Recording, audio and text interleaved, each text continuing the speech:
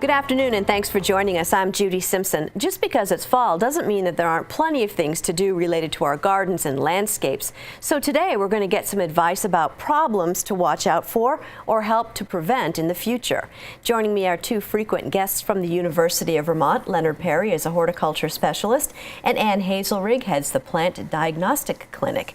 Well, I think it was close to 80 degrees the last time we were together. It was a bit warmer. So it's a little bit different. Yeah, and it is time to think about flowers. Of course, I didn't bring flowers today, even though there are some out like asters, but I brought what will be flowers. Now, these are spring bulbs. This, of course, is the time of year to plant these bulbs, so you'll have flowers next spring, or in this case, wintertime. Now, by putting them in pots, you can do what's called forcing, give them a cold treatment, and then you can, after a certain period of time, bring them in this winter, and they'll start to sprout, and you'll have flowers indoors months or weeks before that you see them outside. And what you want to do is just get a pot like this, like a 6-inch pot, regular potting soil.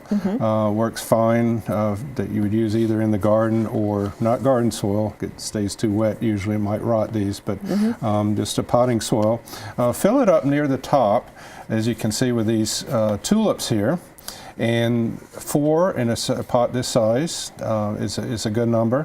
One of the things with tulips, they have kind of a flat side here. You can put that toward the edge of the pot, and the leaf will come out over the pot. About the same, the top's about, the top of the pot, and then fill it with soil.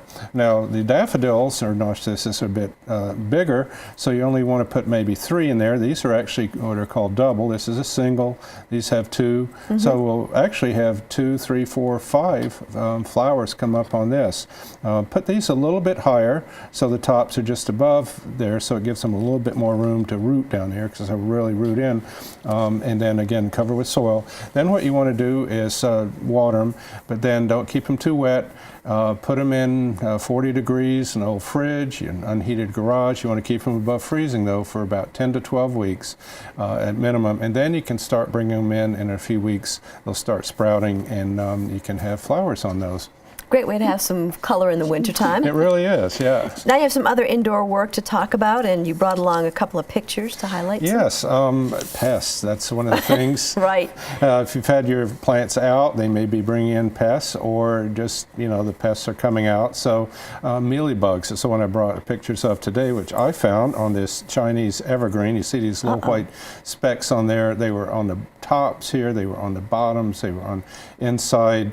Really can be a problem. One of the ways I notice it is not only the white, but this sticky substance on the leaves. There's something sucking on the plant juices, and that's what these do. And another plant I had is a clivia, beautiful bulbous plant, but you see those leaves go right down tight. You peel that leaf back, and there's all these mealybugs. Now this was out all summer. Put it out and said, okay, well maybe the weather will take care of them. It didn't. They just went down there, made more of them. Ended up having to throw this one out. The Chinese evergreen, though, it was so covered, I said, well, it's a special one, and so what I did was divide off a piece of that, really went over it well with either soapy water or a Q-tip cotton swab with rubbing alcohol to get all those, and now I'm going to keep up on those, and I've noticed it on a couple other plants. I've got to get right in there. They haven't got out of control yet, but that Chinese evergreen, I took the one piece off, cleaned it up good, and then threw the rest out because it was just too out of control. So I was going to say, what do you do about that I've got a situation? clivia like this, so I've noticed some more, but don't want to throw it out yet, so I'm going to get down there with those swabs and the rubbing alcohol it's this weekend. It's a little labor intensive, but it's worth it. It is. If you have a special plan, again, if you don't notice it like I didn't until too late, it's much easier sometimes just to buy a new plant. Now, if you'd let that go, what would have happened? They would just get more and more, and then the problem is they spread onto a lot of other house plants, and then it just gets all sticky, and the leaves start to die, and you just have these, bugs all over your plants. Excellent. Well, Ann, what if any issues have you been hearing about or seeing this fall? Well, Will brought in a really interesting issue. He's always a good one for springing these things on me, which is great. But he brought in a jar full of Boxelder bugs. Okay. And these insects, I think we've got a picture of them. They were active, but they're little black and red insects that congregate on the sunny side of houses or garages this time of year, and they're fall invaders. They come into your house if you've got cracks or crevices, and they always, they really congregate in large numbers, so people get very concerned about them. But they don't breed in homes. They don't hurt anything in a home. So the best thing to do with them is to just vacuum them up and then release them back outside. So, But they don't do any damage to any plants no, or anything? they don't. But people get very concerned about insects in their house. Yeah. So, but For they're good black reason. and red. They have a little red V on their back. So they're very easy to tell. But they congregate on these sunny sides of the houses. Okay, just keep warm. Yes, Okay. right, exactly. All right, what else have you got? Got some pictures too. Well, Will also sent me a couple pictures of giant puffballs that he had in his yard. These feed on decaying organic matter, basically. They're big mushrooms, and they can grow to, I guess there was one reported 59 inches. What? So almost 6 feet, basically. They can be huge, and they're edible. But you want to no, you don't. Not for I think you. there are plenty of things. I'd have to be pretty hungry. But anyway, if you get them very young and you slice open the flesh, it's white and solid, and that's the time that you would want to, fry it in butter. Once they get a little older, the middle part of that mushroom turns to spores, dark spores, and then it splits open, and then the spores are carried by air currents to other places. But you wouldn't want to eat them once it's turned into Definitely spore. not. No, it's not very palatable. The next picture was a friend of mine from Cornell. She was on the Blue Ridge Parkway, and she found this mushroom. It's called a jack-o'-lantern mushroom, and it's bright orange, comes out this time of year, just like the puffball. All these mushrooms show up now because we finally have some rain. Right. So that's what they like. It grows on oak trees, but they're bright orange and they can be bioluminescent. So if you harvest those and bring them inside to a dark closet, the gills will sort of light up. But these are poisonous, so you don't want to eat them. But a lot of people think they look like chanterelles. So, anytime you're considering eating mushrooms, I would caution people against it because there are a lot of lookalikes, and unless you really know what you're doing, it's better to be safe than sorry. Stick to the supermarket. Yeah, exactly. Excellent. So, Leonard, each year you lead a tour to the Montreal Botanical Gardens to see the Chinese lanterns, and every year the tour gets even more popular. It does. In fact, this year we had 2 buses for the first time of people that went up with us for that day in September. I brought a few pictures of the show, which actually is still on until the end of October. Here's, as you enter the Chinese garden, these a dragon lantern. Just amazing to think that these are put up each year just for the fall, just for September, October. They're designed almost a year out in Canada. Then they're made in China out of silk, and then they're shipped over and assembled late summer, but just huge. And a different theme each year. This year had to do with the water, and you see a basket boat there, some sampans in the background, this mythical sea creature. These are pretty by day with these gorgeous colors, but at night it's a whole different feel. They're, of course, all lit up at night, and very popular event, and it's actually, you have to get a time ticket now to see these at night. And so here's an example of some others, a fisherman there with the sampans, but again, all made out of silk, these Chinese lanterns, and very unique show they have there in Montreal each year. One of the things I like at the garden, just a couple of other things, is the new flowers. And this year they did it for the first time. They usually put them in displays, which they did, of course, again. But they also had a trial area where they had them in pots and in the ground, so you could see how they perform, like these new megawatt begonias I hadn't seen before. I'm going to be looking for this next year.